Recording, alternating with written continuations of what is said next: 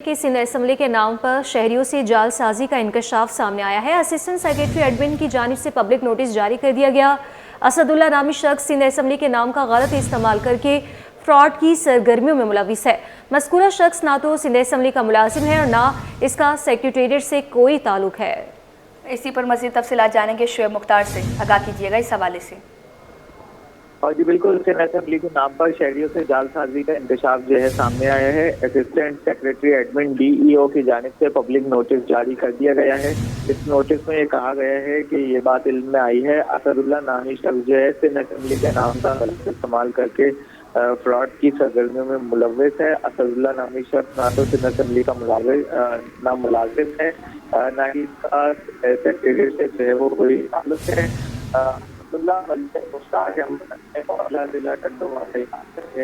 बताया जाता है कि असेंबली सेक्रेटरिएट वाज़ेह तौर पर मज़कूरा लाताल्लुकी का इज़हार करती है। सिंध असेंबली सेक्रेटरिएट के किसी बयान के हिसाब से जो है ताल्लुक नहीं है। मज़कूरा शख्स के साथ लेन देन की जिम्मेदारी भी सिंध असेंबली सेक्रेटरिएट की नहीं होगी, लिहाजा जो भी असदुल्ला नामी शख्स से लेन देन करेगा वो अपनी जिम्मेदारी पर इस शख्स से लेन देन करेगा। सिंध असेंबली के सेक्रेटरिएट का इस शख्स से जो है किसी किस्म का कोई ताल्लुक जो है वो नहीं है। आज जो है बाकायदा तौर पर सिंध असम्बली ने गैस की लोड शेडिंग के खिलाफ करारदाद मुतफ़िका तौर पर मंजूर कर ली। तर्जुमान सूबाई हुकूमत सादिया जावेद कहती हैं कि वफाकी हुकूमत को अपनी रविश तब्दील करनी चाहिए। हमारे नुमाइंदे आजिज़ ज़बाली इस वक्त असम्बली में मौजूद हैं। मज़ीद तफसीलात उनसे जानते हैं। जी आजिज़, बताइएगा। जी देखिए, आज सिंध असम्बली के इजलास में गैस के मसले पे एक बहुत बड़ी बहस हुई और इस बहस के बाद एक करारदाद भी मंजूर हुई जिसमें वफाकी हुकूमत से मुतालबा किया गया कि गैस की लोड शेडिंग ख़त्म की जाए और जो इंफ्रास्ट्रक्चर है गैस की लाइनों का उसको दुरुस्त किया जाए। लेकिन मेंबरान ने वफाकी हुकूमत से बड़े गिले शिकवे शिकायत तनकीदें की, इवन वज़ीर आज़म पे भी तनकीद हुई। इस वक्त हमारे साथ रुकन असम्बली और सिंध हुकूमत की तर्जमान सादिया जावेद मौजूद हैं। आज मुझे लग रहा है वफाक पे बहुत ज़्यादा तनकीद हो रही थी असम्बली में, क्या वजह है? देखिए, गैस नेचुरल गैस जो है, एक तो सबसे पहली बात ये कि सबसे ज़्यादा पाकिस्तान में अगर इस वक्त कोई सूबा गैस प्रोड्यूस कर रहा है तो वो सूबा सिंध है। वहाँ के लोगों को तकलीफ़ आ रही है और घरों में गैस नहीं है। आप सबको पता है कि सुबह के टाइम बच्चों को स्कूल जाना होता है तो गैस नहीं है। रात को भाई बाप बेटा शौहर काम से वापस आता है तो खाना पकाने के लिए गैस मौजूद नहीं है। तो जाहिर सी बात है ये फेडरल गवर्नमेंट की ज़िम्मेदारी है कि वो सूबों के हिस्से के मुताबिक उनको गैस दे। मुख्तलिफ़ औकात पे चीफ़ मिनिस्टर साहब ने फेडरल गवर्नमेंट को ख़त लिखे हैं और इसको कंप्लेन किया है। हम बार बार मुतालबा कर रहे हैं कि CCI का इजलास बुलाया जाए जो कि हर 3 महीने में कॉन्स्टिट्यूशनली लिखा हुआ है कि आपको बुलाना है। 9-10 महीने हो गए हैं फेडरल गवर्नमेंट ने CCI का इजलास नहीं बुलाया। चाहे वो पानी का मसला हो चाहे गैस का मसला हो, CCI में ये मामलात उठाए CCI बनाई इसीलिए गई है कि वहाँ ऐसे मामलात पे बातचीत हो सके। सुना आपने सादिया जावेद को, रुकने सिंध असम्बली जो तर्जमान सिंध हुकूमत भी हैं, कह रही हैं कि वज़ीर आज़म को अपनी रविश तब्दील करनी पड़ेगी, वफाकी हुकूमत को अपना रवैया तब्दील करना पड़ेगा। यही अरकान का कहना था। ऐवान के अंदर भी आज वफाकी हुकूमत पे बहुत सारे तनकीदी जुमले भी इस्तेमाल हुए। एक MPA ने तो इस हद तक भी कह दिया कि वज़ीर आज़म को लाहौर का वज़ीर आज़म नहीं बनना चाहिए, पूरे मुल्क का वज़ीर आज़म बनना चाहिए। तो ये सूरत हाल रही। आपने सुना तर्जमान सिंध हुकूमत को। गैस के मसले पर बड़े तपे हुए हैं सिंध के अरकान असम्बली। सूबा सिंध में गैस नहीं मिल रही, इस वजह से एक करारदाद मुतफ़िका तौर पर मंजूर भी हो गई है।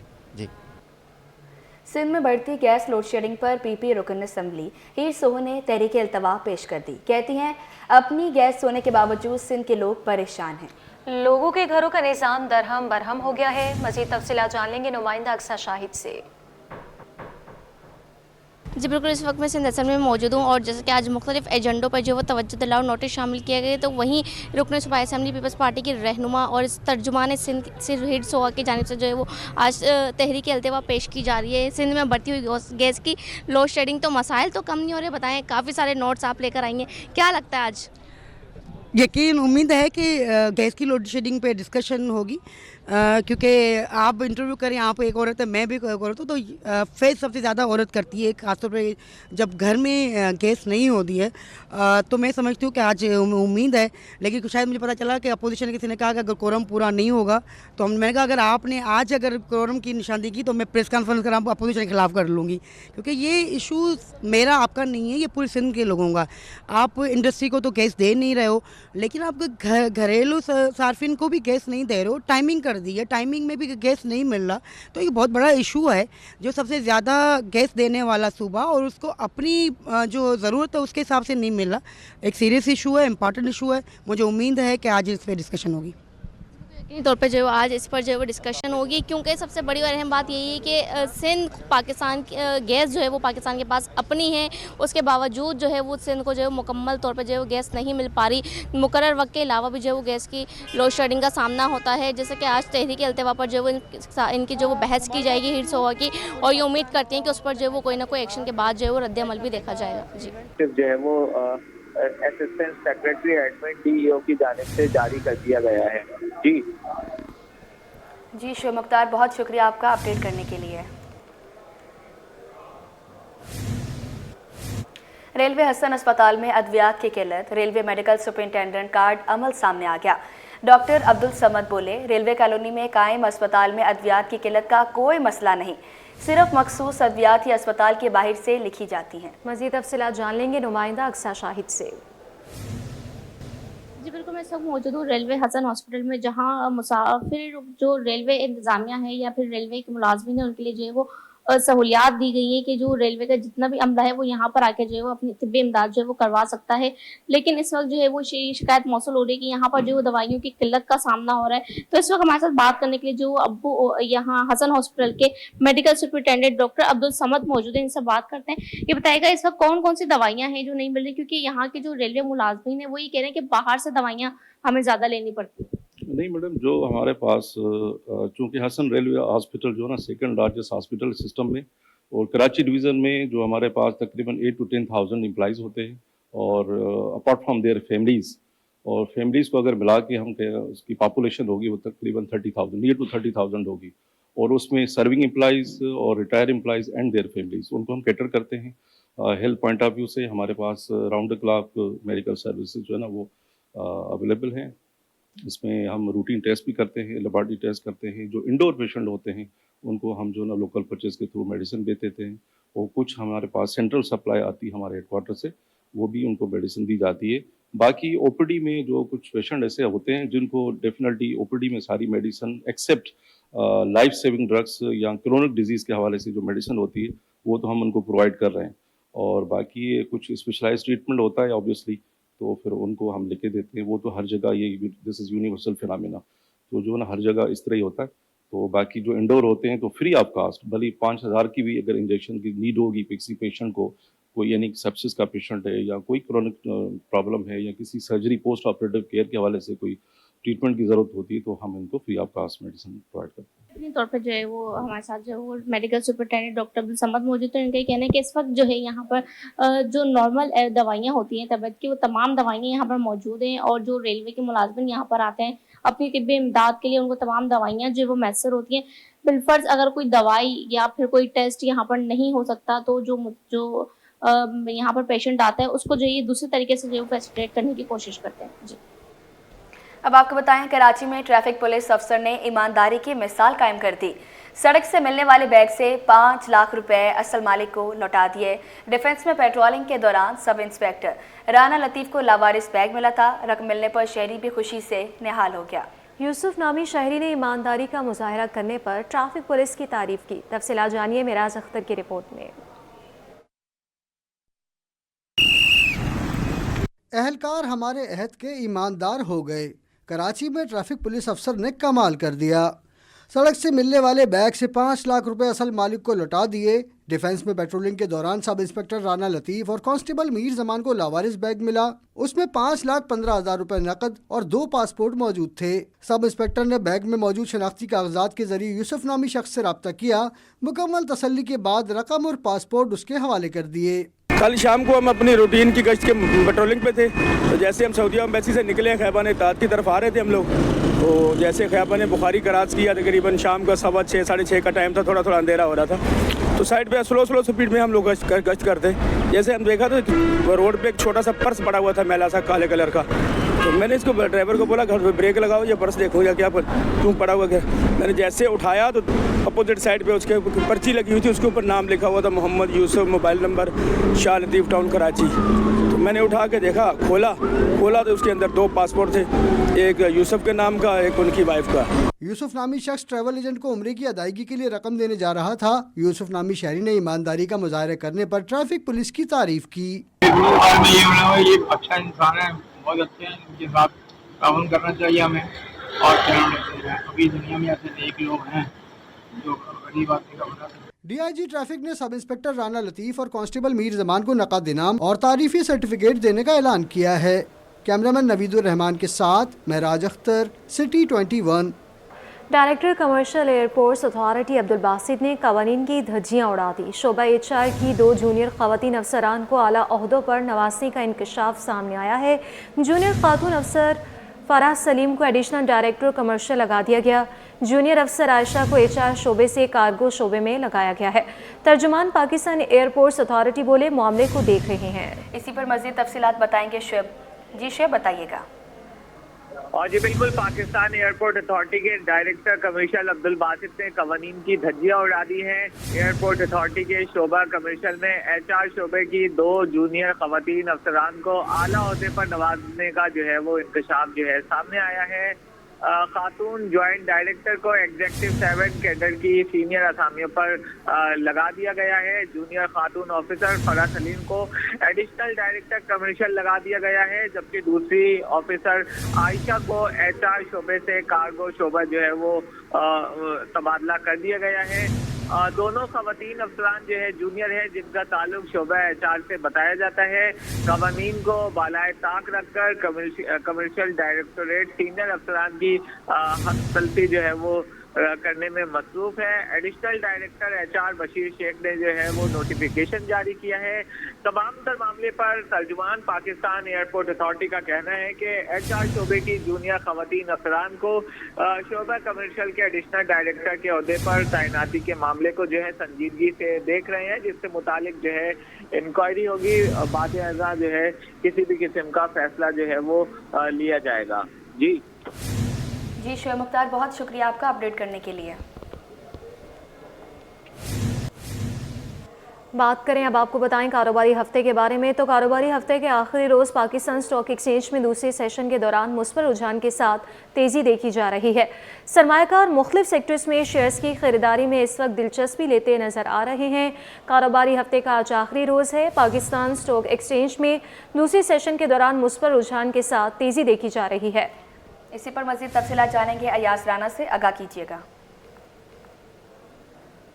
जी बिल्कुल, आज कारोबारी हफ्ते का आखिरी रोज़ है। दूसरे सेशन का भी जब आगाज़ हुआ तो हमने देखा मार्केट के अंदर जो तेज़ी है उसका तसलसल बरकरार है। मार्केट के अंदर जो है सरमायाकारों की जो दिलचस्पी है वो शेयर्स की ख़रीदारी में देखी जा रही है। जावेद खनानी हमारे साथ मौजूद है। जावेद भाई, अभी भी मार्केट में जो है वो तेज़ी देखने में आ रही है, वजूहात क्या बन रही है? वजूहत ये कि एक तो आप देख रहे होंगे कि स्टेबिलिटी है, पॉलिटिकल स्टेबिलिटी है, जो मुज़ाकरात भी चल रहे हैं या कभी नहीं भी चल रहे हैं, लेकिन मुज़ाकरात तो बहरहाल चल ही रहे हैं, बैक डोर हो या फ्रंट डोर पे।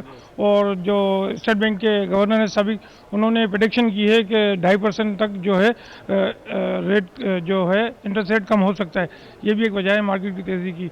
और दूसरे के बाहर कारोबार थोड़ा कम है तो रेट ऑफ इंटरेस्ट भी कम हो रहा था। लोगों ने अपने बैंकों से पैसे निकाल के स्टॉक मार्केट में या गोल्ड मार्केट में इन्वेस्ट करना शुरू कर दिया है। इसी वजह से आपको तेज़ी का तसलसल भी नज़र आता रहेगा। चंद को ऑयल एंड गैस सेक्टर के ऊपर थोड़ा प्रेशर है।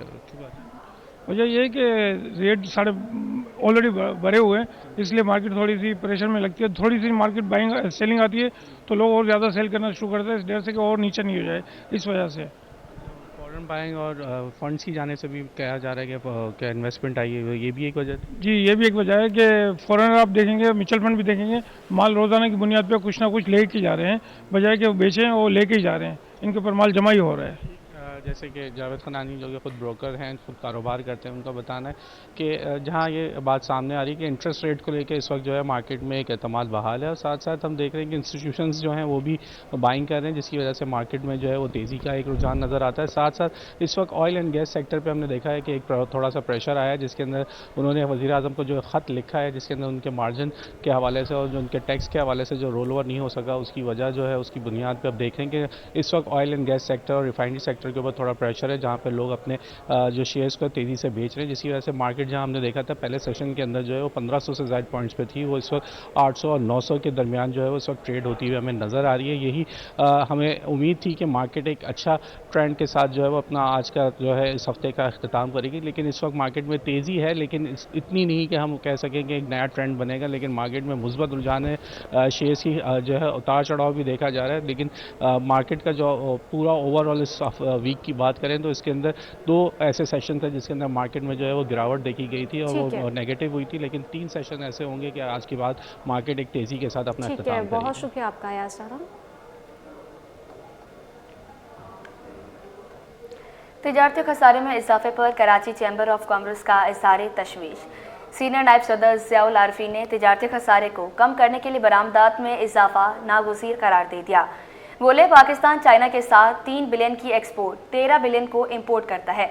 बिजनेसमैन इंडस्ट्री लगाते हुए घबराता है क्योंकि टैक्सों की भरमार है। बरामदात में इजाफे के लिए बिजली की कीमतों को मुसाबकती बनाना होगा। काविश मेमन से तफसीलात हासिल करेंगे। जी बिल्कुल, देखिए ट्रेड डेफिसिट में मुसलसल इजाफा देखा जा रहा है। माहिरीन का ख्याल है कि अगर हम इंपोर्ट पर काबू करते हैं तो तिजारती खसारे को कम किया जा सकता है। इसी सिलसिले में मेरे साथ बात करने के लिए मौजूद है चैम्बर ऑफ कॉमर्स के सीनियर वाइस प्रेसिडेंट ज़ियाउल आरफी। जैसा आप बताएं क्या समझते हैं? हम देख रहे हैं एक्सपोर्ट्स जो है वो हमारी वहीं पर ठहरी हुई हैं, इंपोर्ट मुसलसल बढ़ती चली जा रही हैं, टैक्सेस और दीगर अहम वजूहत हैं, क्या कहेंगे आप? देखिए, सबसे पहली बात यह है कि आपकी एक्सपोर्ट जब बढ़ती है जब आप रीजनल जो है कॉम्पिटिटिव हो जाते हैं। आप ये देखें हमारी एनर्जी कॉस्ट इतनी हाई है कि हम रीजनल जो है कंट्रीज़ के साथ जो है हम एक्सपोर्ट के अंदर कॉम्पीट नहीं कर पा रहे हैं। अब सबसे इम्पॉर्टेंट बात यह कि आप अभी कुछ अर्से पहले SCO समिट हुआ था, आप यहाँ ही से अंदाज़ा लगा लेंगे $16 बिलियन की मार्केट है, पाकिस्तान सिर्फ 3 बिलियन के करीब शेयर कर सकता है। इसी तरीके से अगर आप इंपोर्ट पे आ जाएं तो पाकिस्तान चाइना के साथ अगर 15-15.5 बिलियन डॉलर का टोटल ट्रेड कर रहा है, जिसमें सिर्फ और सिर्फ 3 बिलियन की एक्सपोर्ट है, बाकी 13 बिलियन जो है वो हमारी इंपोर्ट है। आप ये देखें कि इसकी सबसे इम्पॉर्टेंट वजह जो मैं देखता हूँ, हमारी जो SMEs इंडस्ट्रीज़ हैं वो बंद हो रही हैं। कॉस्ट ऑफ डूइंग बिज़नेस इतना हाई है, आप कुछ साल पहले चले जाएं, आप देखें एक पेचकस भी है या बैटरी है, सेल है या कोई आइटम्स होते हैं वो पाकिस्तान में बनते थे। अब आप मार्केटों में जाएं जी, मेड इन चाइना या मेड इन अनदर कंट्रीज़ होता है, इंपोर्टेड होता है। इसकी वजह क्या है? इसकी वजह ये है कि हमारे मुल्क में इंडस्ट्री लोग लगाते हुए घबराते हैं, टैक्सों की भरमार है। आप देखें इतना हाई टैक्स रेट इन्होंने कर दिया है कि एक आदमी जो है वो टैक्स पे करे या बिज़नेस करे। तो हुकूमत को चाहिए कि इस चीज़ को देखें कि कौन सी इंडस्ट्रीज़ ज़रूरत है मुल्क की। एक्सपोर्ट बढ़ाने के लिए इनको चाहिए कि बिजली के प्राइसेस को, एनर्जी टैरिफ को कम करें। आप कंपेयर कर लें हमारे दूसरे कंट्रीज़ के साथ, जब आप कंपेयर करेंगे तो एक आपको शीट मिल जाएगी कंपैरिजन के दूसरे मुल्क में एक्सपोर्ट क्यों बढ़ रहा है। उन्होंने प्राइस को बड़ा एक अच्छा रखा है, कंड्यूसिव माहौल किया है। और सबसे इंपॉर्टेंट देखिए पॉपुलेशन भी पाकिस्तान की कितनी बढ़ रही है, तो इनको सीरियसली सोचना चाहिए हुकूमत को कि यार ये प्राइसेस हम कम करें। एक्सपोर्ट बढ़ेगी तो हमारा रेवेन्यू बढ़ेगा, फॉरेन इनकम्स आएंगी, तो ये है मेन चीज़ जिसको पे अमल करना चाहिए। ज़ियाउल आरफीन मेरे साथ मौजूद है, कहते हैं कि जो बिजली की कीमतें उसको मुसाबिकती बनाने के लिए एक्सपोर्ट में तभी इजाफा होगा जब बिजली के नर्ख और टैक्सेस की जो सूरत है उसमें बेहतरी आएगी। कहते हैं कि इस वक्त ट्रेड डेफिसिट भी चूँकि मुसलसल उसमें इजाफा देखा जा रहा है, चूँकि हमारी इंपोर्ट ज़्यादा है, तो कहते हैं कि जब मकामी सनत को फ़रोग मिलेगा तो जो दीगर मसाइल है उस पर भी काबू पाया जा सकता है।